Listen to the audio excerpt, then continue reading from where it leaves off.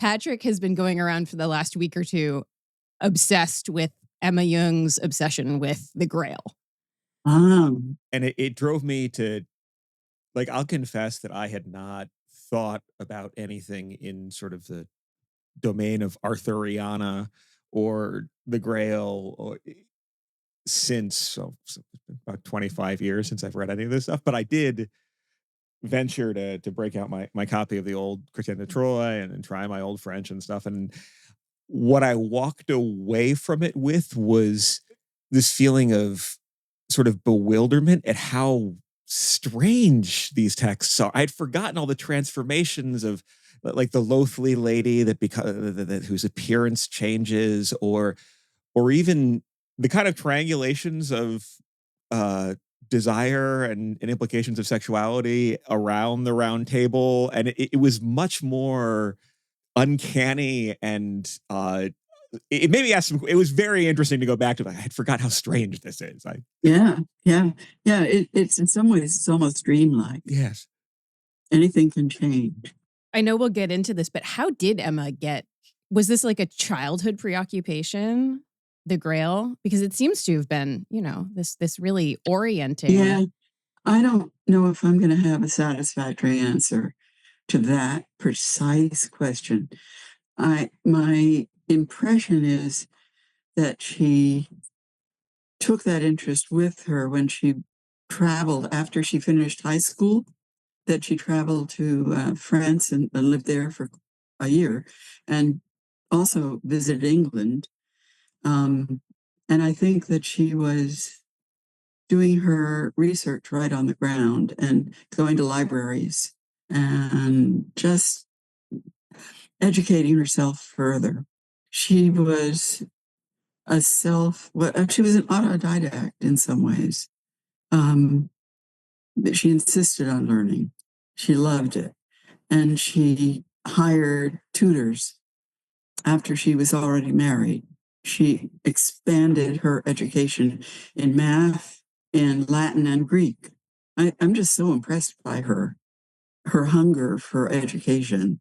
I was also quite struck by her activity of learning as this sort of lifelong, quest, if you will. And, apart from striking me as, let's just say, atypical compared to present examples of people who have that kind of financial resource and time, like the idea that you would just expend that on acquiring erudition as opposed to any other way that you could be sort of dissipative. Wealth, for instance. Yeah.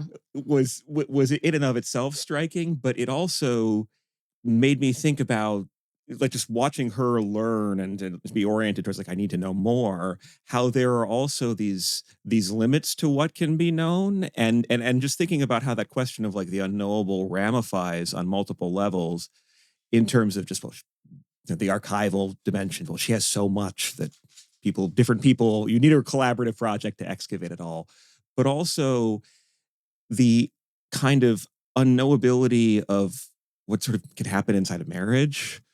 And despite all the speculation around it, and I was looking at the Katrine Clay text and some of the other things that are much more focused on her, but almost reduce her to the marriage without necessarily being, I'm not trying to take a swipe at them, but there is that kind of desire to somehow, I guess what I'm trying to register is my appreciation for what this work does, which is center her as an intellectual who is both driven to sort of acquire knowledge, but also produces it in an ongoing way. And simply fronting the aspect that there is stuff to learn about in terms of what she did produce, which you'd miss if you were just trying to focus on the sort of unanswerable question of, like, what exactly happened between her and Carl at this given moment in time, and how did they manage this and that sort of transgression, or it seems like a misdirection, and I'm so glad that this is correcting that. Okay, you're touching on something that's very important and that I puzzle over, which could be boiled down to the question of why did she stay with him? And apparently she was glad she stayed with him, and he was glad. They really did have a marriage. It was not a marriage of convention by any means. And what's really going on under the surface? We can't say. That's between the two of them. there was something really important between the two of them, which she was not willing to give up. And it wasn't just that it would have been inconvenient to split up. At certain points, she really thought about it. And I know that from relatives, great-grandchildren who've confessed as much, that they see the evidence in her private writings. And I've seen the evidence too. And some of it's not in this book because it was too raw. And one thing that the family distinctly wants to do is to avoid a kind of debunking of Carl Jung with the help of his wife. If you want to hate Carl Jung, you'll have to do it on the basis of something other than this book.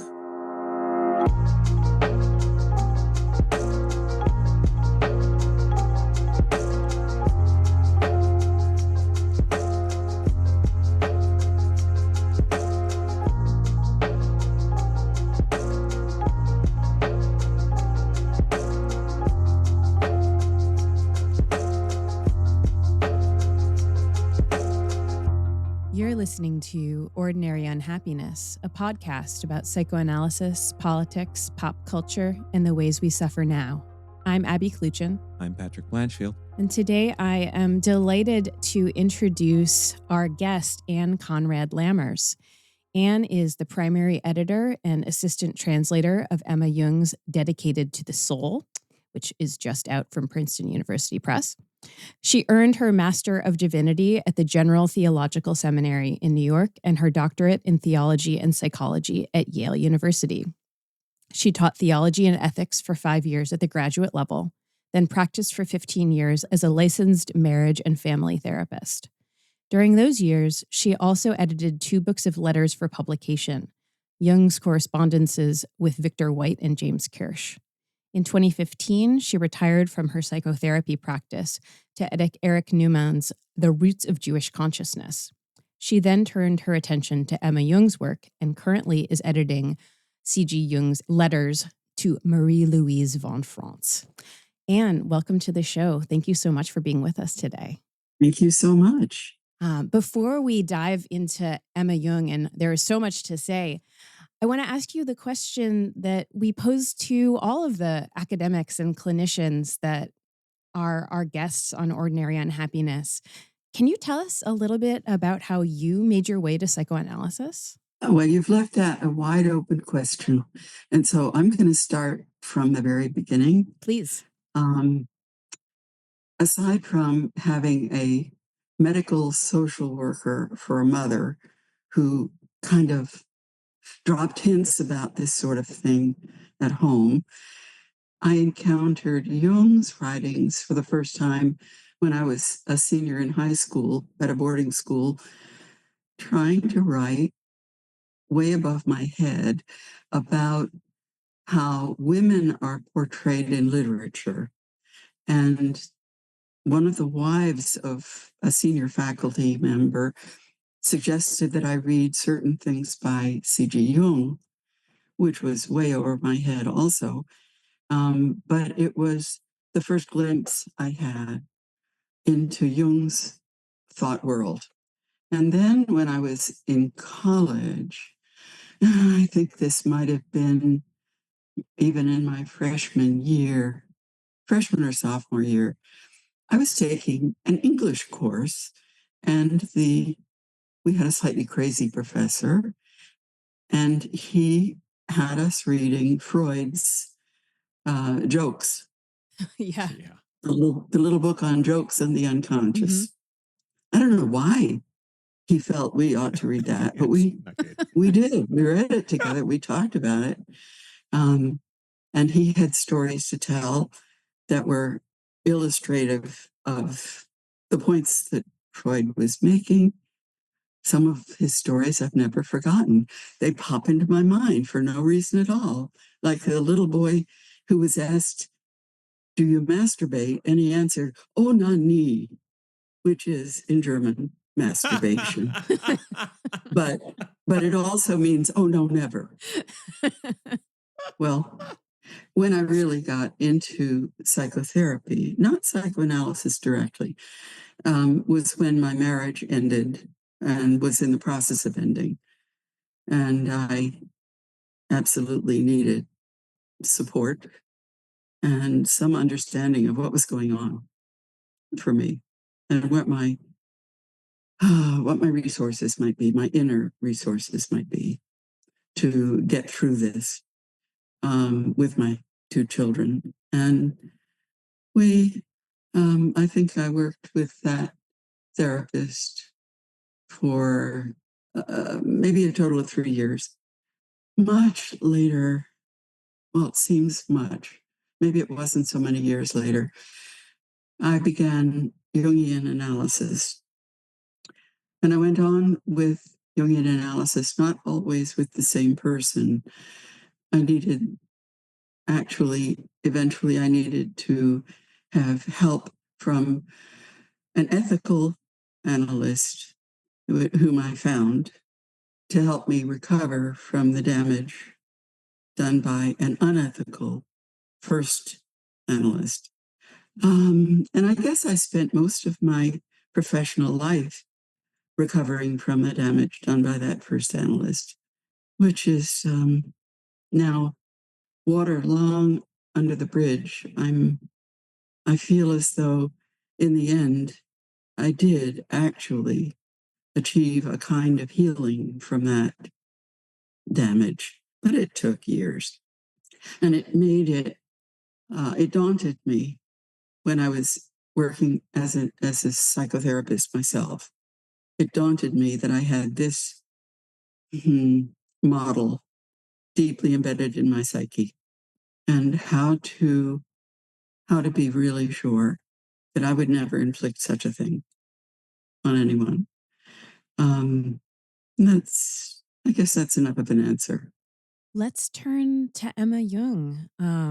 We're really excited to talk with you about her. You know, she emerges in this book as a full personality in her own right. You know, I think there's this sort of narrative that she's like a wife and a helpmeet to her more famous husband, Carl Jung. But as this book reveals, there's so much to her as a thinker and writer and eventually analyst and training analyst in her own right. So there's a lot to cover. But first off, can you tell our listeners a bit about Emma Jung, born Emma Rauschenbach, her biography?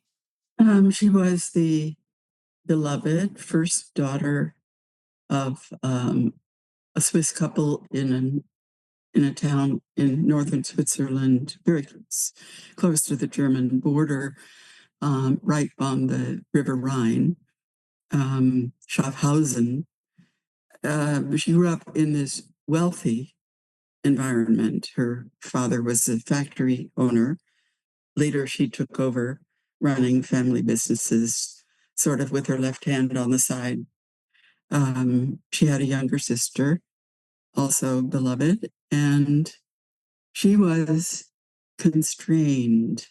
Her personality was such that she, although she really loved her family and loved her family house and loved her culture, she was confined there in a way that she even wrote about at one point to Jung after they were engaged, that it felt to her as though she really needed to fly loose out of that, to be uninhibited and free, out of that Schaffhausen environment.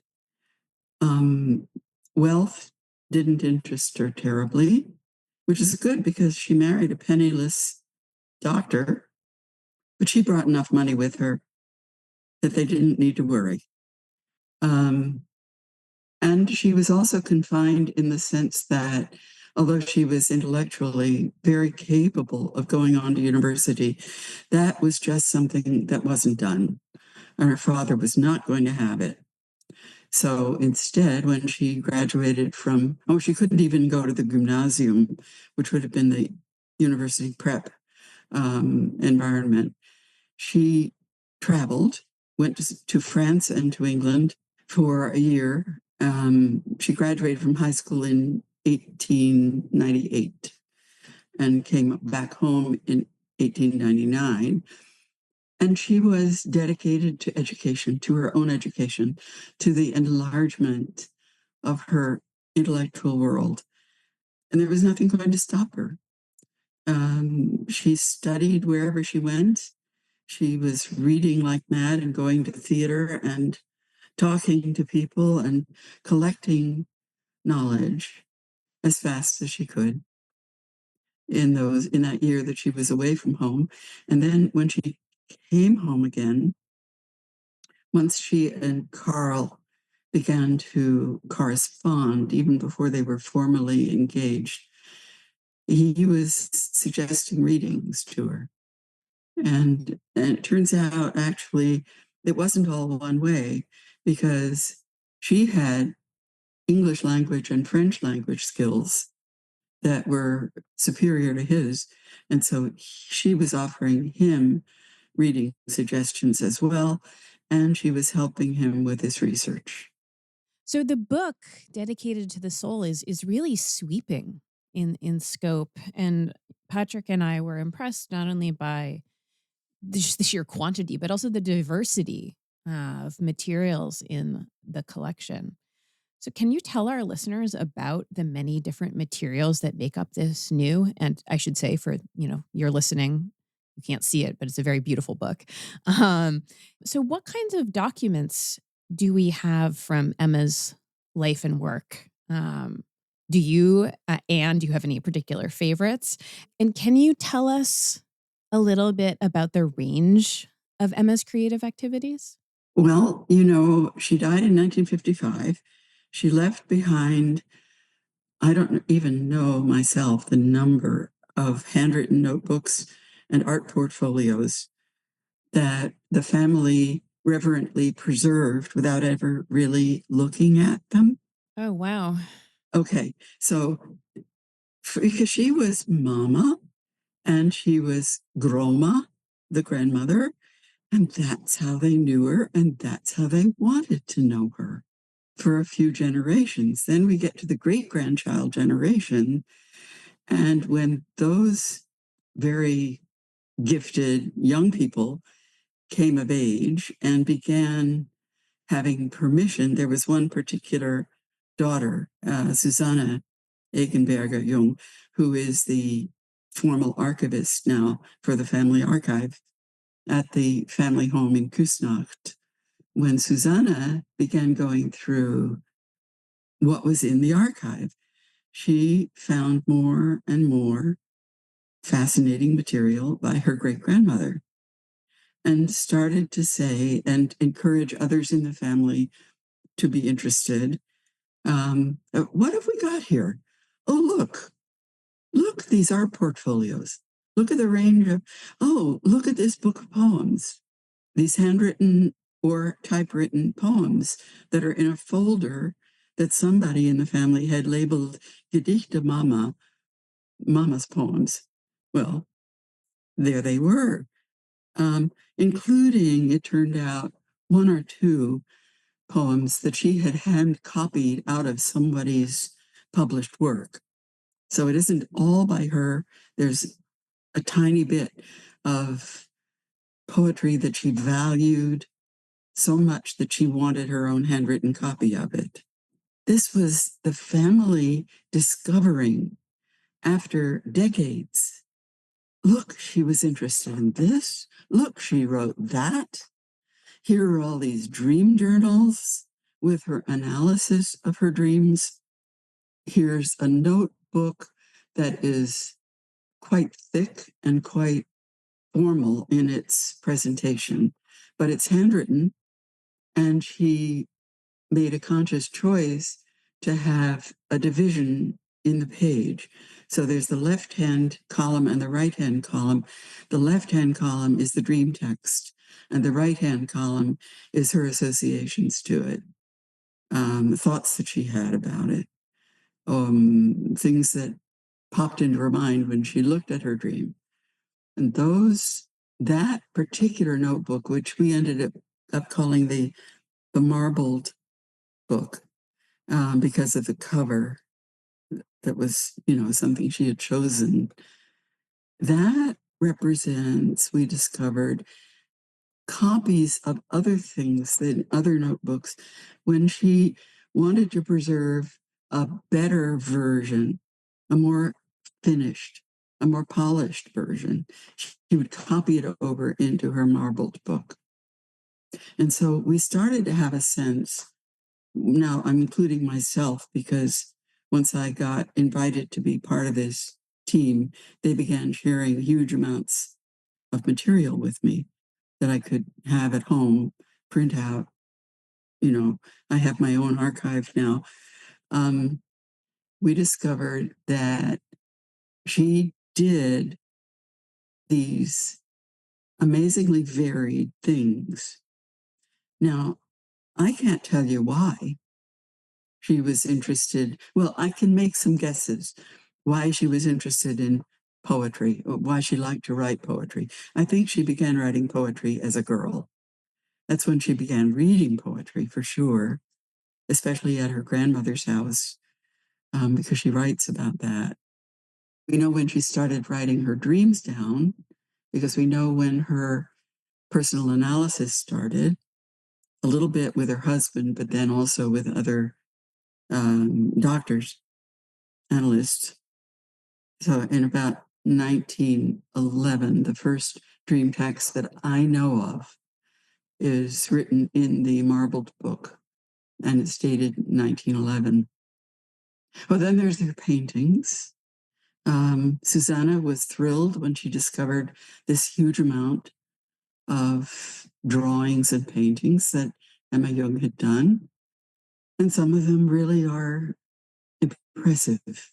And then there are journal entries that just crop up here and there.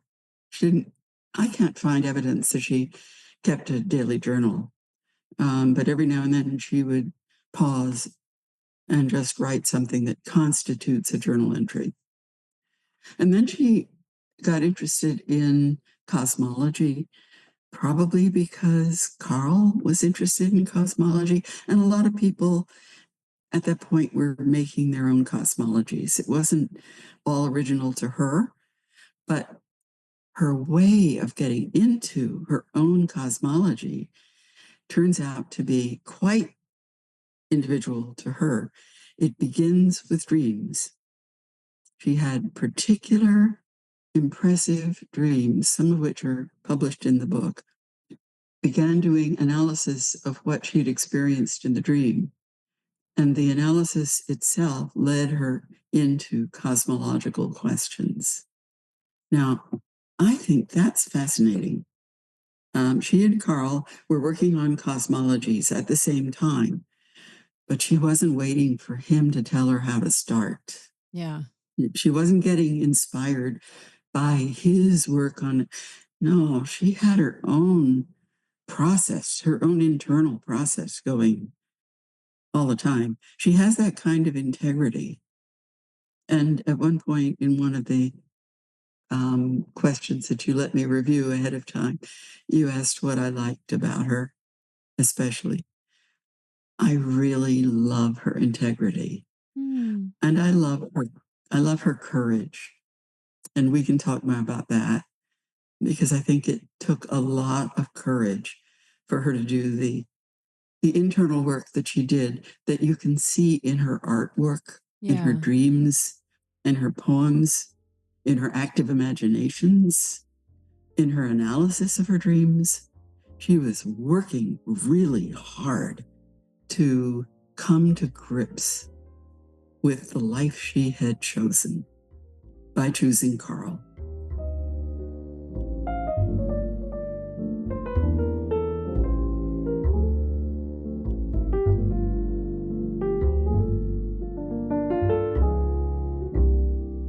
The premise of our conversation today, and certainly the premise of the book, is to take Emma Jung as a thinker and psychoanalyst in her own right very, very seriously. But, As so often in the early history of psychoanalysis, the story of these prominent women in the psychoanalytic movement is inextricable from the stories of their relationships with prominent men. This goes for everyone from Sabine Spielrein to Lou Andreas Salome to Anna Freud and more. So for that reason, I wanted to ask if you can tell us a bit about the relationship between Emma and Carl. How did they meet? What was their courtship and their relationship like? What was the nature of their work together? Do the new documents that are available in this book, and also perhaps the ones that didn't necessarily make their way into the book, do they help us to revise or complicate the existing picture of the pair of Emma and Carl, in addition to helping us understand Emma herself differently? Yes, I think so. I think to a great degree, their mothers knew each other. And in fact, Emma Jung's mother did a little bit of babysitting for Carl when he was just a tyke. She took him for walks when the families happened to live close to each other. Then the Jung family moved away, but eventually Carl, when Emma was 14, and there is an age gap between Carl and Emma. She was born in 1882. He was born 7 years earlier in 1875. So he was already, when she was 14, he was 21. He was already in university. And he came to visit the Rauschenbach family because of this longstanding connection between the families. And he saw the 14-year-old Emma Jung standing at the top of the stairs, dressed in a blue dress, and never forgot her. He came back and visited and began having first, I think the way I have read it in Susanne Egenberger Jung's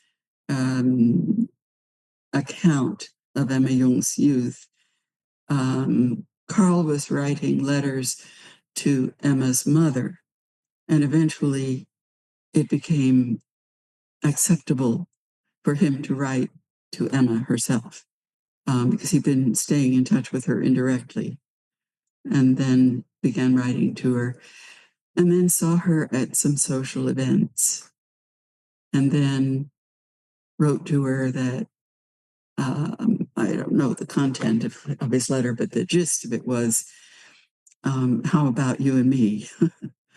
And she turned him down because she had the mistaken idea that she was already committed to somebody, a friend of the family, which was crushing for him. But pretty quickly, her mother intervened and helped him to understand that, in fact, Emma had made a mistake. And in fact, Emma was attracted to him and he should try again. So, of course, pretty soon they were engaged. This was a private engagement in 1901 when he had not yet finished his dissertation and didn't feel, because of his family was poor and hers was wealthy. She was really from the upper crust. He was marrying up.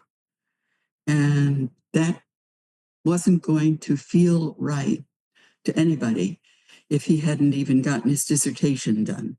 So he had to get his professional ground firm under him, which he finally was able to do. And in 1902, they could have a formal public engagement. 1903, they were married in February. Yeah, I think what this book does is it sets Emma Jung on her own territory. Yeah. It sets her on her own ground so that she and Carl are a marriage of equals, which was never the way she was perceived. Even though, yeah, she was the wealthy wife. Wasn't he lucky he married money? They wouldn't have had that house if he hadn't married money. Well, that was perfectly true, but she didn't value herself on the basis of the money. And he valued her much more than people might have thought. In this little book, C.G. Jung, Emma Jung, Tony Wolfe, which was published in 1984 by the Analytical Psychology Club of San Francisco, not even the Institute, but the club. It's just individual memories of these three people. And there's a lovely story by someone named Sheila Moon, who says at the end of it, a memory of Dr. Jung. He had walked along the lake to the hotel where Mrs. Jung was to join us to sit outside and talk. I said, "Shall I go for Mrs. Jung?" Dr. Jung turned to me and said, "I don't send for my wife to come to me. I go to her." And he left to get her. Now that's just sort of typical of him. And it tells something about his respect for Emma. They worked together on his project, the movement, the scientific research that made up analytical psychology, because Jungians don't call it psychoanalysis, Right. generally speaking. It's analytical psychology for us. She was there with him in conversation, in exploration, when he was writing with a good deal of differentiated information about the anima, which is the feminine within a man. She, through her dream work, was studying and exploring the animus, the masculine side of women. And she learned a lot from her own dreams and explored it explicitly by collecting dreams that she thought of as these are animus dreams. She knew more about the animus than he did. And eventually, he honored her research in 1934. He published a book, Die Wirklichkeit der Seele, I think it was, a book that has never come out in English as such. But he gave her a chapter. She wrote a chapter for that book on the animus. She just knew more about it. She had made it her business to learn about it. And eventually he accepted and adopted what she had learned. There were other people at the same time, other women in their circle, who were also interested in the animus and talking with her about it. It wasn't her alone. But what strikes me about this is that she got there first. And the animus is a fairly important concept for Jungians. I began to talk earlier about the cosmology that she committed herself to writing. It took her a few years to really kind of get to the bottom of what she wanted to say about the creation of, well, the emergence of the created world. And the emergence of the created world is, for her, also the emergence of the individual. It's a meta-psychology she's writing, and not just a cosmology. She's quite conscious of that. This is about how a person becomes a person, but it's in the symbolic and philosophical and even mathematical world. At one point, she says, "I don't know how to write this. Am I going to have to?" I mean, she had met Albert Einstein by that time. And she learned a lot from him just by listening in on his conversations with Carl Jung. When Einstein came to their house for dinner a few times, she was right there, and she was picking it up, and how energy and matter are related? Oh my golly, Eureka, that's it. That's the answer. She'd been trying to figure out how light and matter could possibly be related to each other, and Einstein had it. And she picked it up from him and put that into her cosmology. She thought she might have to take actual courses Oh, wow. From Einstein before she could write this thing. Can I ask just off? You don't have to answer this. This is sort of off the fly and the question, but to the extent that I have a passing grasp of it, or at least some of the accounts of sort of specifically marriage in a Jungian framework, situate that in terms of a kind of like a search for compatibility, or like this dialectic where your own configuration or the way in which one participant in the marriage is sort of again, forgive me, I'm trying not to be to do violence to a body of knowledge here, but what you're looking for in terms of like some sort of compatible aspirational reflection of your own sort of internal uh emergent personhood, that sort of like the work of marriage, or a successful marriage, if you want to put it that way, is a kind of both finding this compatibility, but then also allowing for a process of individuation that wouldn't happen otherwise. Does that sort of track for you? And does that sort of apply? Do you think that applies to, In the case of Emma and yeah, being Carl? a case with the two of them? Okay, well, that's really at a level of theoretical speculation that I can't give a satisfactory answer at the theoretical level. Right. What I know about their marriage, or what I think I've learned by reading her material, and some of the background history that goes with it, is that she very badly wanted and needed to get out of Schaffhausen and out of the restrictions that environment had meant for her. Much as she loved her family, she needed a way out. And it turned out that also meant, once she had committed herself to a life with Jung, that meant that she was committed to wherever that road took her. She had wanted a road into the outer world. She'd found it. And now it took her to a place of real suffering. She had to find a way to live with that. If she wasn't going to end the marriage, she had to find a way to live and be whole in the marriage. Yeah. I mean, Patrick, if I'm hearing you correctly, and, if I'm putting words in your mouth, you don't like it, you can always tell me. I know you will.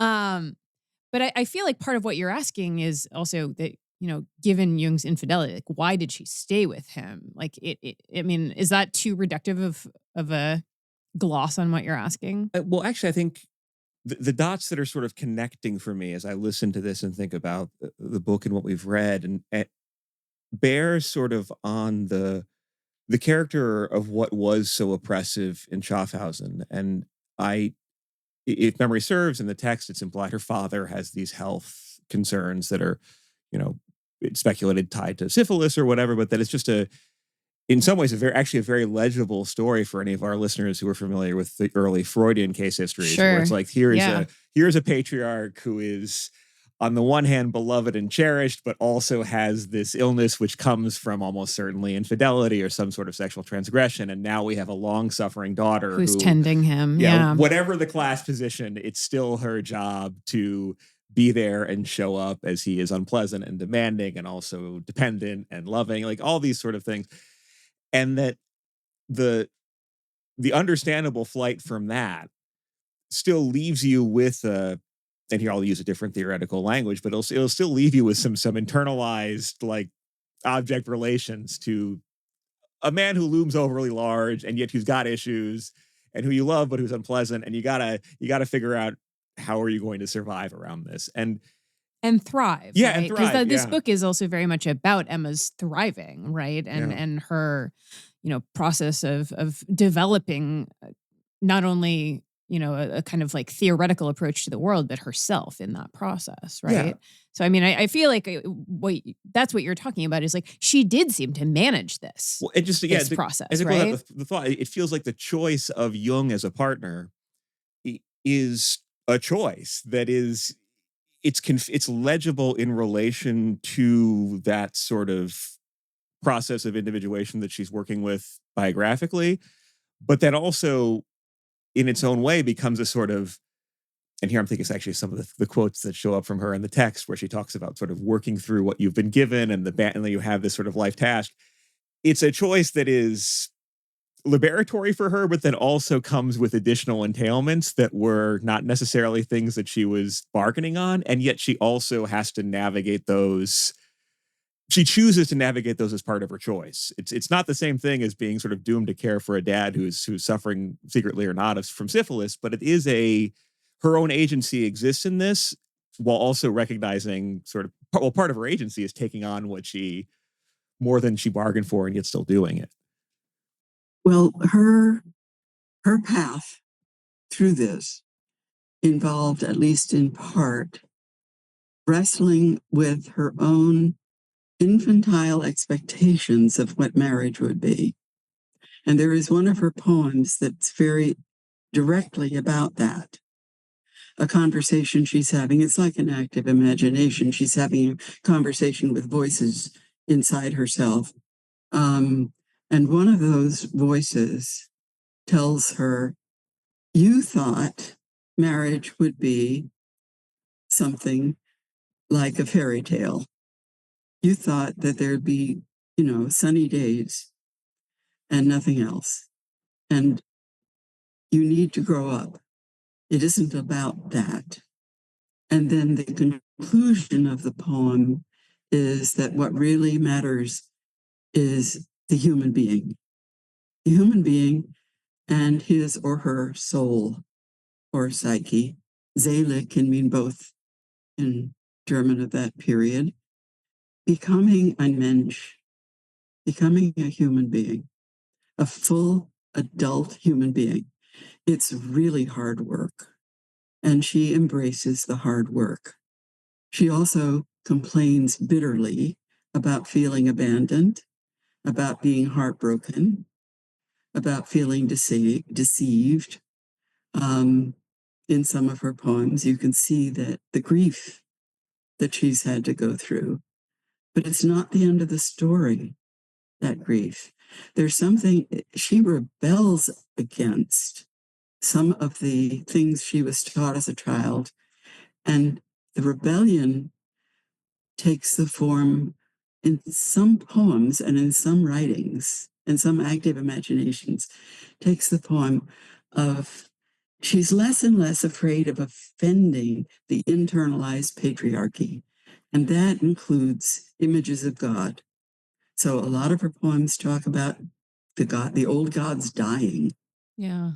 In one of her most radical writings, which is an active imagination called Journey to the Underworld, she reclaims her soul from the image of a godlike figure who had possessed it, Aranu. He's glorious. He's beautiful. He appeared to her out of the sky as a blazing star. I mean, he is it. But he possesses her soul, the blue bird, which is her soul. And in this active imagination, she sees him die. She sees the sunset, the setting of this star. And she's afraid that her soul is going and being burned up with him. But a lance pierces him, and the blue bird flies home to her. And it's a redemption and a rebellion. And in that same active imagination, she calls God the old buffoon. And she sees ahead, she sings a Bach chorale about the wounded head of Christ, but she said, it's not about the head of Christ after all. And then she sees a head floating to her on the water, on the ocean. And she says, it's a human head, but not the head of Christ. she's trashing, in a way, the traditional and the orthodox religious world insofar as it was bound up with the patriarchy. She has to get rid of her obsequious deference to the patriarchy, or she's not going to make it in this life. And this is all happening at a time when she's been struggling for about 10 years, almost, with knowing that Carl isn't true to her, that he has someone else in his life, especially Toni Wolff. There were other women, but Toni Wolff was the one that kept coming to supper. On Sundays, she was there with the family. And Emma had to make peace. And this was how she did it, through rebelling against the patriarchy in herself. And then somehow she and Toni Wolff ended up treating each other quite well as friends, better than mere acquaintances. And it was better than just tolerating. If you'll permit, I found this one paragraph from their letters that struck me as 1902, and yet also feeling kind of resonant on this idea of having a life task that is, you're coming from somewhere, you're going somewhere else, and it's within the bandwidth of what's acceptable for what's imaginable as change, that we can make some assessment about sort of health or success or whatnot. But it's this bit. I said to myself, every person is appointed their proper place. Every person is given certain abilities with which they have to make as much as they possibly can out of themselves, advantageously using all circumstances and eventualities. Thus, every person has their own special task. Everyone must achieve their own result, be it greater or lesser, which emerges out of the interplay of the most diverse factors. It feels kind of inspiring, actually. Or at least it feels both very reasonable and modest, yet also incredibly difficult at the same time, and thus it feels like wisdom. Yeah, the path of individuation is really costly. It's really difficult.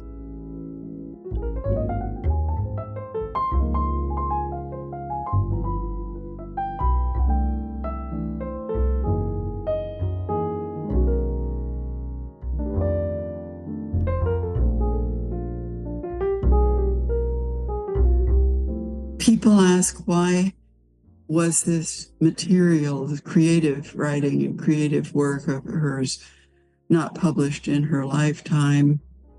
Why didn't anybody know about it until now? Was there some kind of fair process? Was she being suppressed in some way? And I really don't think that's the case. I think that she herself was extremely modest and didn't think that what she had produced in these notebooks was publishable.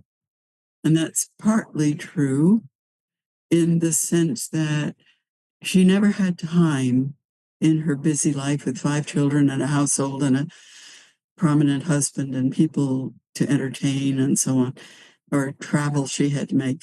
She never had time to finish things the way she wanted to. And if she was going to be a poet, a serious poet needs to practice a lot more than she could. Yeah.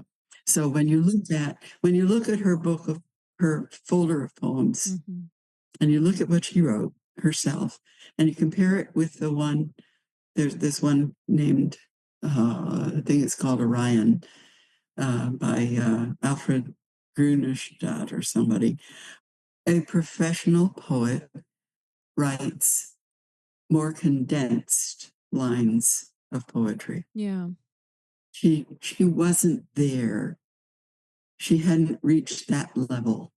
So, she was also a little inhibited by the fact that she never had a university education. Yeah, that really stuck out to me in reading the book. Yeah. Especially because it's followed so quickly. But I mean, she clearly is so much better at like languages than Jung, and the fact that she was denied this education, but then what she writes, and that she's helping him with his dissertation, especially with the languages, and it was Yeah, it's just a really striking part of her biography.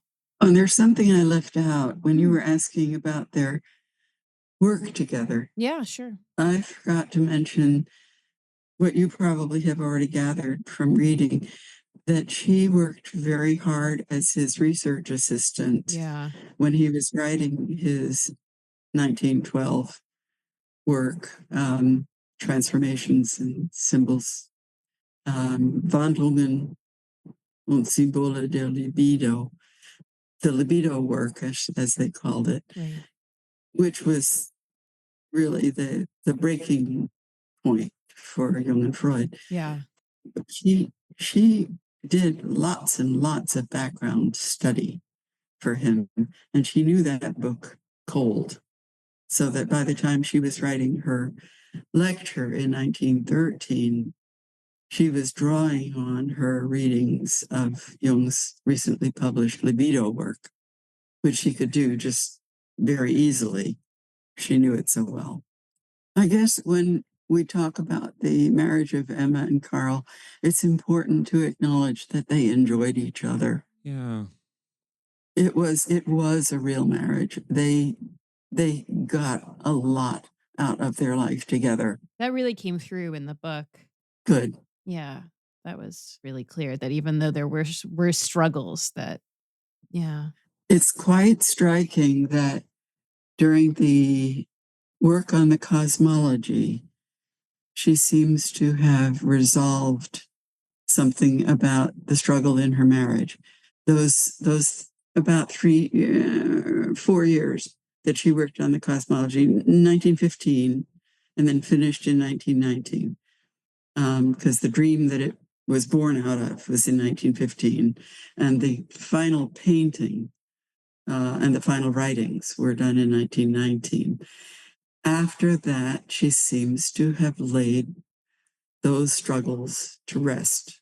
And I think it's partly the cosmology helping her, but somehow in symbolizing things. But I think also she was working on these things through her art and her poetry and her dream analysis and her active imaginations during those same years. And now that I've begun to be called on to write something, Princeton has something that they call Ideas, which is an online website Mhm. with published stuff, brief essays to publicize their books. I had to write a brief essay for them, and I discovered as I wrote it the important work that Emma Jung was doing on herself to overcome her youthful overestimation of the male sky god, the patriarchy, the Yeah. internalized religious patriarchy. She was in one of her poems that the family didn't want to publish because it made her look too suffering. In one of her poems in Christmas time of 1917, maybe 16 or 17, she is inspired. It's Christmas of 1916, and she's inspired by, among other things, the World War, the images of shells blasting into the earth, killing people, but also making big explosions of earth. The earth is being hit by these shells. And she talks about the human psyche, the human soul, as a battleground. And the gods don't care. The gods are firing at each other into this battleground. And it becomes clear in the language she uses in the poem. She's talking about human relationships. She's talking not just about the archetypes, the gods, but she is talking about the archetypes. These are universal human experiences of conflict, outer and inner. And her inner conflict is just about killing her at that point. And it's a few years later that she is writing the radical active imagination I told you about, where she reclaims her soul. Aranu goes down in a flame, and she sees a head floating, but it's not the head of Christ. And she talks about God, the old buffoon. That marks a liberation. She has succeeded in liberating herself. It only took a few years of very hard work. And those few years correspond, they overlap with the years she's working on the cosmology. So even though, yes, the cosmology marks a turning point for her personally, this other stuff does too, these writings to me. And so that's my big discovery since the book's been published. Do you think I could ask you, because I think, the libido work is so important in, the split with Freud. And, on our show, listeners have not heard much from us yet about Jung. One of the things that we have been doing is slowly reading and podcasting about the standard edition, but we do it like 20, 30 pages at a time.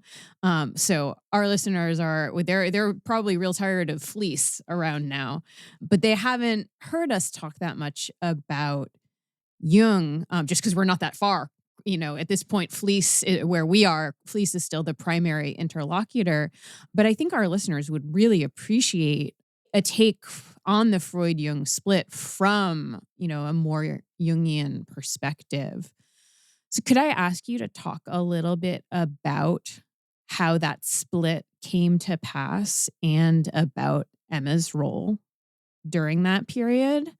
I mean, it's also clear from Emma's own correspondence with Freud, which, something I was really interested in, that, Freud takes Emma and her opinion really seriously. So I'm wondering if you can talk to us a little bit about that split. I'll try. I'm not the world's great expert on that topic. I'm picturing other people who could give you a much more learned, in-depth answer. But here's what I know, and I'll do my best with it. Mm-hmm. Freud and Jung entered into a really enthusiastic trust relationship. It seems that for Freud, Jung was the heir apparent. Freud was a generation older, and he believed that Jung could grow into taking over the leadership of the movement that Freud himself had started. And it was a huge disappointment and betrayal that Freud felt when Jung went his own way, when he made theoretical assertions that Freud disagreed with and insisted on them, and began finding implicit fault with Freud's theory as a result. What Jungians, after that split, many Jungians would teach as obvious is that Freud looks backward and Jung looks forward. Jung is teleological in his understanding of the psyche, that the self, capital S, which is really the God image within, draws us towards wholeness or healing or change, pulls us along the way or pushes us along the way. And everything can't be reduced. Jung's followers talk a lot about reductive theory in Freud. Everything can't be reduced to the infantile. There's a genetic fallacy in Freud, according to Jung's followers. I think that Emma Jung wanted very much for the two of them to sit down and hash it out. And Freud really didn't want to go there. She wrote to him asking him, don't you think that you and Carl could sit down don't tell Carl I've written to you about it, but please don't you think that you and he could sit down and really work through your differences based on this book, von Logan, Transformations and Symbols of the Libido? And that didn't happen. I know that Jung is reported to have felt that Freud let him down at a certain point when Jung was willing to talk about his dreams and his unconscious, and Freud wouldn't reciprocate. Yeah. And I think that was when they were on the trip to America together. But as I say, I'm not the best informed about all the fine points of that historical process between the two men. The injection of Emma's perspective and role into that split is extremely clarifying. I agree. I find, because on the one hand, Freud is very how do I say this delicate? Like, his capacity to tolerate ambivalence is extremely high, except when it comes Except when it's to not. except when it's not, right? Which is with these male followers, and he has this, he more or less says, I always need to have a son heir who I can reject, and this is this very, it's very Yeah. He knows it, Yeah. but he still does it It- throughout his life. it's very sort of dialectical in a particularly sort of competitive way, that the kind of, once the other is done, the other is done. And it's Yeah. what thinking about Emma Jung's perspective here adds is, or makes me think about, is how she, as as we've already kind of talked about, has a personal capacity to tolerate not just like ambivalent dyadic relations, but really complicated triangulated other relations, and to sort of still stick with them. And she doesn't, it's remarkable enough that her, just to put the cards on the table, right? A lot of the factors that I think we were talking about in that household, and in terms of the struggles that she has, that in the Freudian case histories, those young women who face similar challenges frequently wind up with, a quote unquote hysterical neurosis. Uh, she seems to be capable of a lot more sort of integration and dealing with complicated figures around her and sort of navigating it. Whereas Freud's response, I dare say, is a little bit histrionic sometimes. And that histrionic aspect becomes a lot clearer once her sort of image is in play. So I just wanted to flag that as a reaction. Yeah. Yeah. It's quite striking to me that in his letters to Emma Jung, Freud is so respectful and even encourages her to write and says, Yeah. when you do, I'll publish it. And encourages her to see herself as an analyst. We're analysts together, you and I. We can say these things to each other because we understand the analytic point of view. So you're talking about, this way that Freud is writing to Emma, let us, analyst to analyst. It leads me to ask you about what Emma was like as an analyst. And, this might be a question that's not answerable, right? Especially from this historical distance.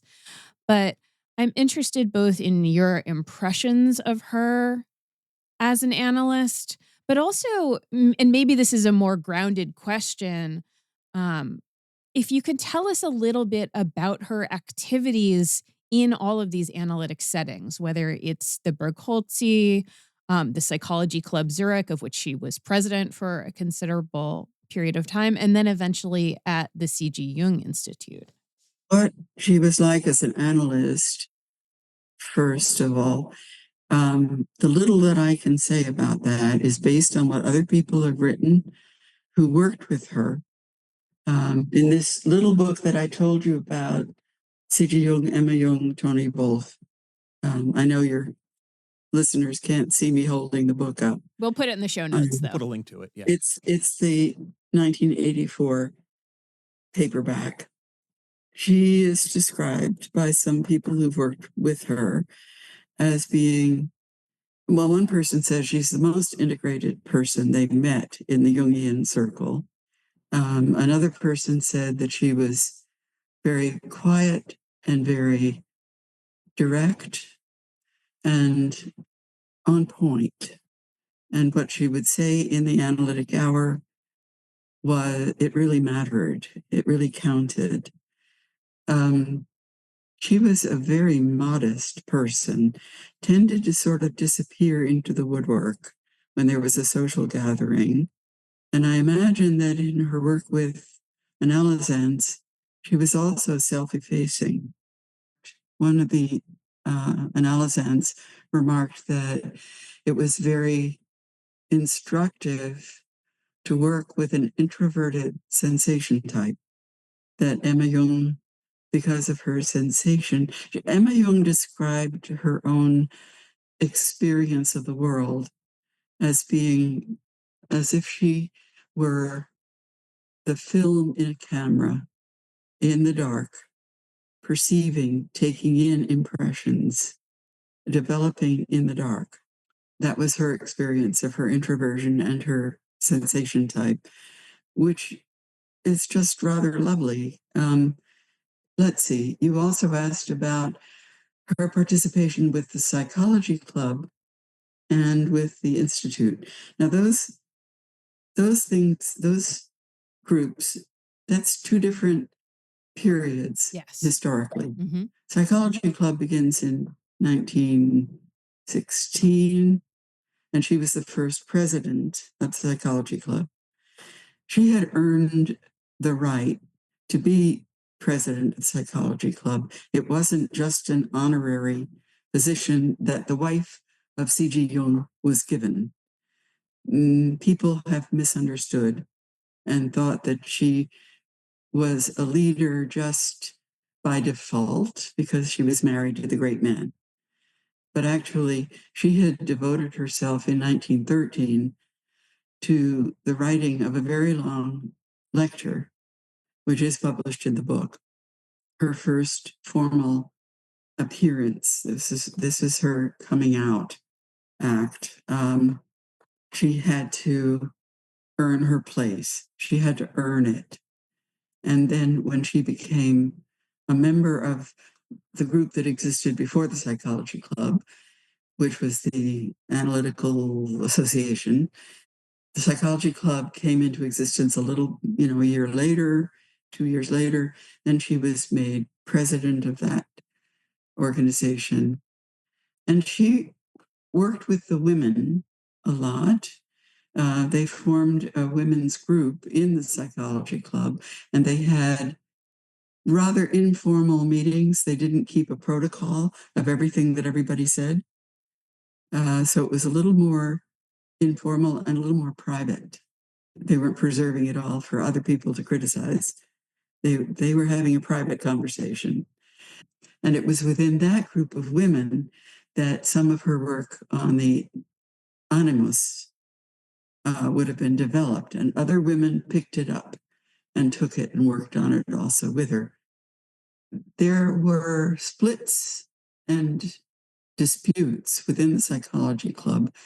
At one point, Carl and Emma Jung retired from the Psychology Club because someone took over leadership who believed that the emphasis should go on collective experience and not individual experience, and they disagreed and they dropped out. Later on, they came back. So there's a history there that somebody else would talk about more intelligently. I know the superficial facts about it. And then later in 1948, the Institute comes into existence. Now, she only lived 7 years after that. She became a teacher and a training analyst at the Institute, and her courses were well attended, and people valued her voice in that setting. By that time, she'd already done a lot of her work on the Grail, and so she presented lectures on the Grail, both at the club and at the Institute. And I would like to say about the Grail work, Patrick, you were especially interested in knowing more about that. you were wondering how she got started in her work on the Grail. And my hunch is, but I haven't got all the documents to prove it, that she actually started studying Grail figures and Grail literature before she and Carl were married. That was hers, and he never wanted to take that away from her. He never wanted to do a presentation on the Grail. That was her material, and he didn't want to upstage her. But she died before she could publish, and it's a great shame. I think that her self-doubt, as someone who'd never been to university, was kind of a low hum in the background all her life, that she never quite fully credited her own capacity to write publishable material. If she hadn't developed cancer and died in 1955, then her Grail book could have been hers, and not hers and Marie-Louise von Franz. Von Franz did an honorable job in taking over and finishing what Emma Jung died too soon to finish. So it's wonderful that von Franz stepped in and did that work. The family have done as much as they can possibly do to figure out if what von Franz did was in any way dishonest, in any way made it her own, or twisted it, or revised what Emma Jung had. She didn't. She published what Emma Jung wrote in her lectures. She filled in some gaps, and she, using her own specialty, which was the study of alchemy, she essentially footnoted. She filled in some stuff that Emma Jung herself would have been interested in doing, but hadn't done the basic work to do. And so it was honest work. What von Franz added was respectful of Emma Jung's work, and really completed and made it publishable, and couldn't have done better, in my opinion. But nobody knew, and Emma Jung herself died without knowing, that she was a published author, that she could be, that she had the capacity for that, which is a great shame. So the papers that she delivered, because you were talking before, like she, it wasn't just like, oh, you're Carl's wife. This is why you're president of the Psychology Club Zurich. I mean, she delivers paper. So those were not published in her lifetime at all. No, her lecture, the 4 lectures that we've published of hers were never previously published.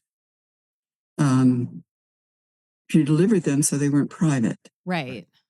I'm thinking about we've been doing a big series on Winnicott recently. So we've been thinking about papers that were delivered to an assembly of psychoanalysts and then published 2 years later or something like that. And I guess that's the model I'm often working with. But no, Yeah, there's naturally. yeah. Yeah. Mm-hmm.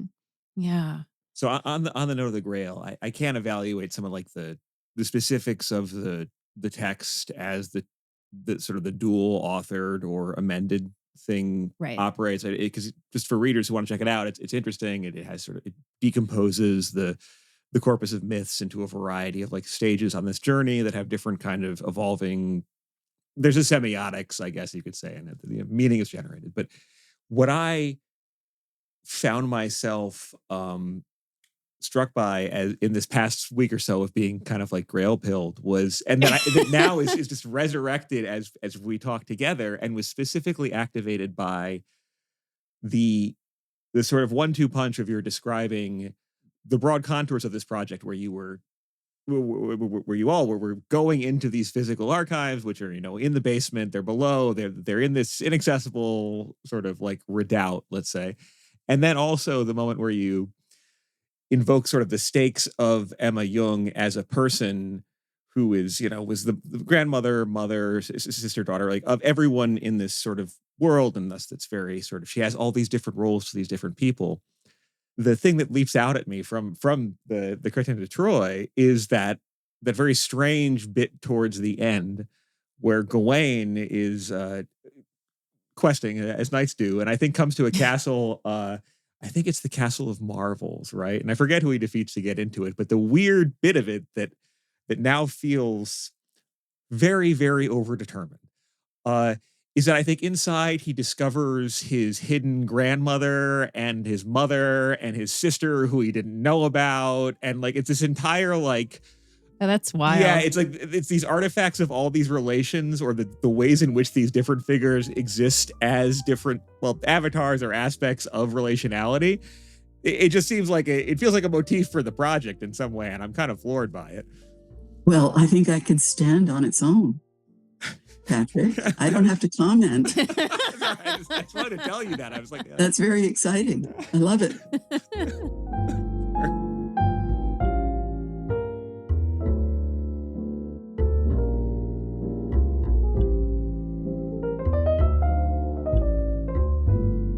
And let me ask you one more question before we go.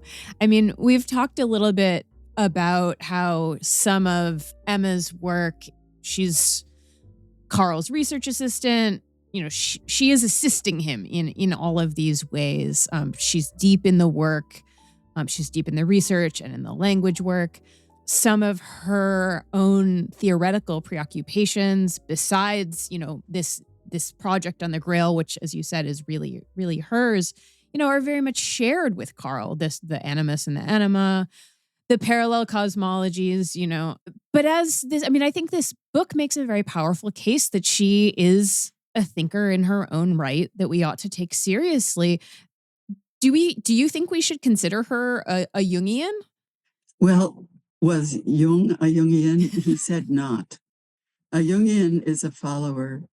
She was a co-creator. She was a Jung. She had married into the Jung family. By the way, one of the ways that she is not really in sync with Jung completely, one of the ways she goes her own way is that when Jung writes about the internal image of God, he uses the language of das Selbst, the self. Yeah. Emma Jung never does. She writes about God, the gods, Götterdämmerung. She picks up from Nietzsche, and the death of gods, but she doesn't write about das Selbst, the self. It just doesn't interest her, apparently. It doesn't click for her. That's Carl's territory. And she doesn't need it. For what she wants to say, it's enough to say the God or God.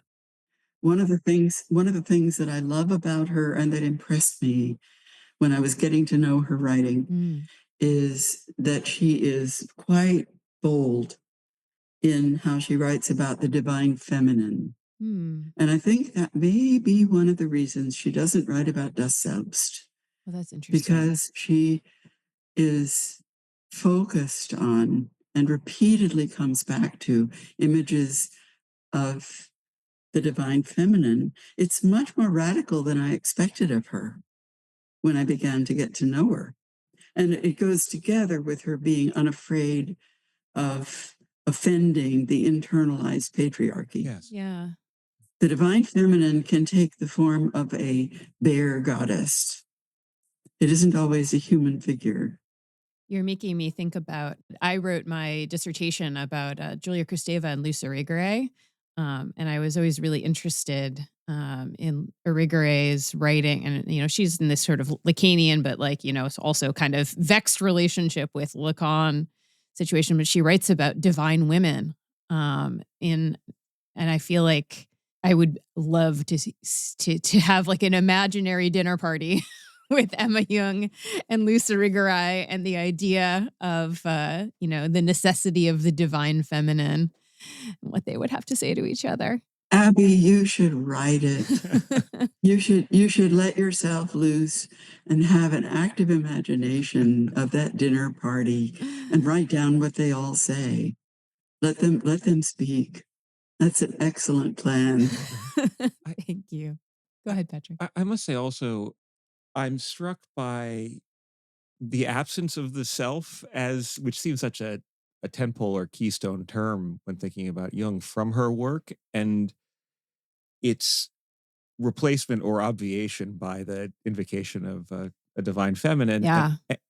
And I'm thinking about that as related to the idea of her integrity as a virtue that you specifically named, and about her navigating not just work as a clinician and a theoretician, but also a marriage with someone who is a clinician and a theoretician, but where there are challenges and transgressions involving both the marriage and the clinical sort of covenants, if we want to call them that, and how she had the energy or found some sort of capacity to work through that and heal and individuate and grow. And I can't help but feel that it feels fitting in some way. And I just want to acknowledge, if I can, that you would be doing this project with her or and on her in some way, given what you shared with us so generously about your own trajectory into psychoanalysis on a personal and professional level. Thank you for saying that, Patrick. It never occurred to me. And I don't think I've ever spoken publicly in the way that I did to the two of you about what my first Jungian analysis involved and where it sent me in terms of the need for recovery and healing and learning. I had to relearn a tremendous amount, unlearn and relearn, because of the distortions, the cognitive distortions that I had absorbed in that first analysis. So I really appreciate your making that connection. Thank you.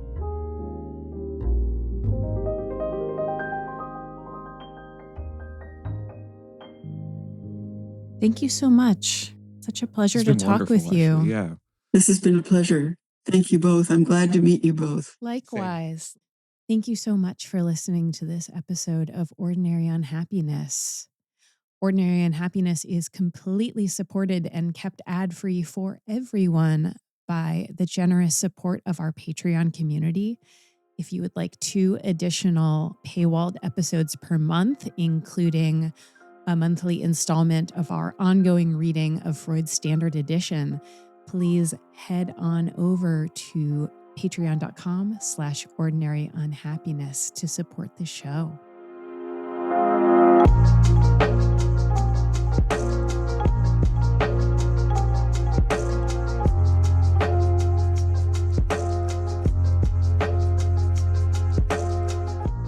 This has been an episode of Ordinary Unhappiness, a podcast about psychoanalysis, politics, pop culture, and the ways we suffer now.